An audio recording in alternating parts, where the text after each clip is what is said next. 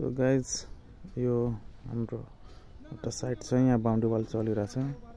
So अहिले फिल्डमा आउँदा मैले यहाँ के मिस्टेक भेटाएँ भन्दा तपाईँको रिङ बाँध्ने बेलामा यो डबल रिङ भयो हैन। यो 8वटा 16 mm को डन्टी लाग्ने भयो। अब यहाँ मिस्टेक के भयो भन्दाखेरि यो भित्रको रिङ यो सानो भयो साइज, यसले गर्दा यो डन्टी भित्रतर्फ ट्याक यो कर्नर यो सिधै एलाइन हुनुपर्छ ताकि यो डन्टी यसरी सिधा आओस् भनेर। सो यो मिस्टेक हो। बाँकी यो स्टेप्स यो बनाएको रिङ हुकहरू निकालेको 135 डिग्रीमा बेन्ड गरेको सबै ठिक छ। यो ग्यापिङ मिस्टेक छ र यो भित्रको अब यसलाई सुधार गर्नुपर्ने हुन्छ।